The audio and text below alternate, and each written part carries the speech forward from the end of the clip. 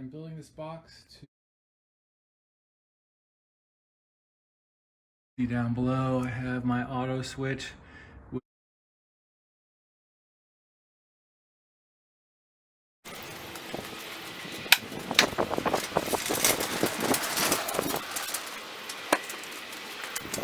Okay, so this is my new power tool cart.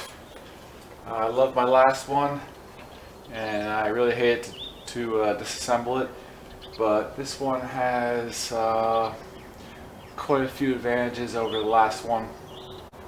Start with the most important thing is dust collection. My 4-inch dust collector now can collect from my miter saw, my table saw, and the planer, which is below. Previously in the old cart I just used the dust extractor here, which did a good job, but with the 4-inch dust collector I think it will do a much better job on the miter saw. Second, the height of my tools. The miter saw was much lower, and right now it's at 37 inches, which is much better for my height. The planer was around this height and is now at a much easier height around here to work with. Alright, so let me show you some of the features. I'm going to start here with the planer. Planer is hidden in here.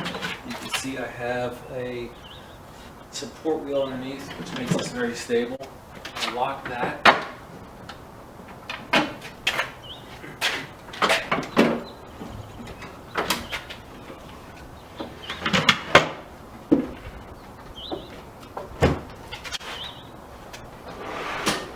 have a pull out support here.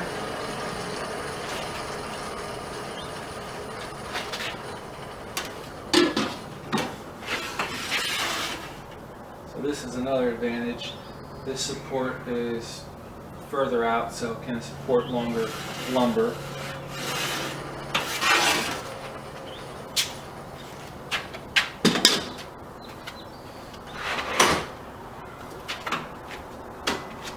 It easily folds up.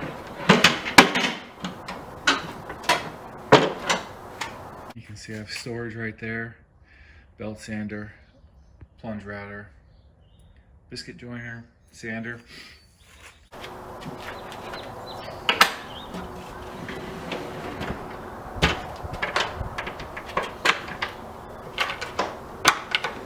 Right above the planer is my drawer for drills and chargers.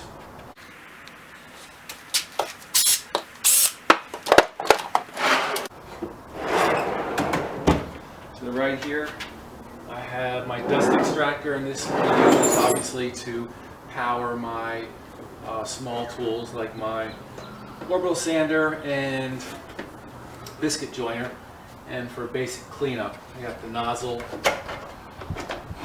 right down here. You can see this plug is tied into the side here, and this is to connect to the small tools for an auto start. In this cubicle here I have my jigsaw. Okay, then I got my table saw, and the way it's configured now, it'll probably be able to be used for most, probably 50% of all cuts I make for ripping. This configuration is good, but when I need to rip or cut something larger, I can move this miter saw out of the way. So if I unlatch here, this extends another 15 inches, so that gives me plenty of width for most cuts.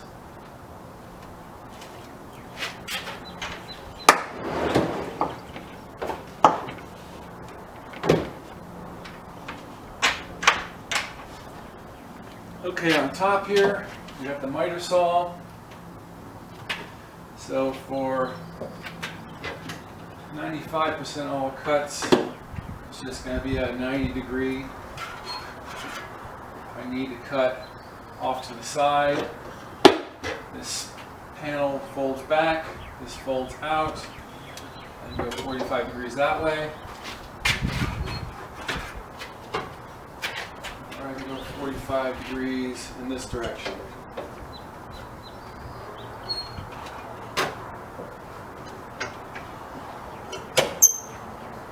One of the features with my other cart was a extension table, and that still exists. Just add that in there. That locks in there. And I got an adjustment.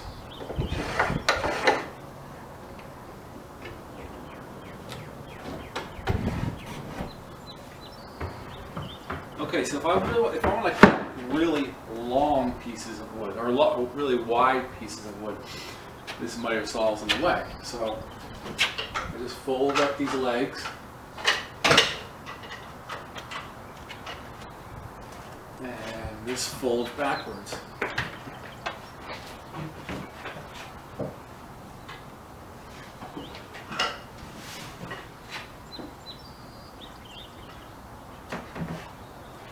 There you go. I got an outfeed table for when I cut plywood, and I got a workbench.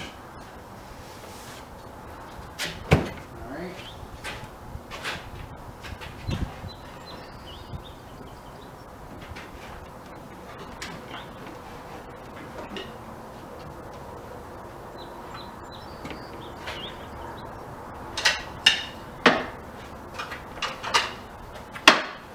One small feature here is I store my circular saw, brand new circular saw, right above here.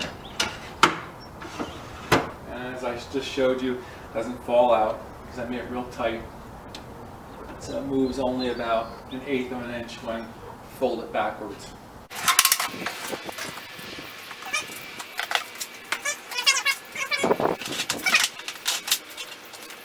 Okay, so I want to show you the back of my cart. This is where all the dust collection happens. So I built a plenum box all the way across the back side there. And that does two things. That will support the two carts. It kind of holds them together. And then of course it provides dust collection for my two biggest tools, my table saw and my miter saw. All right. So the main connection is right here, and you can see they both tools are fed on the top of the plenum. And I made it real easy to control which tool gets the maximum, well, gets the dust collection. So I didn't want both of them running at the same time. So I built this lever from two drawer slides. So when I pull the drawer slide, it pulls that blast gate right there and opens that up completely, but we'll close that. Now when I push it, it'll open this and close that.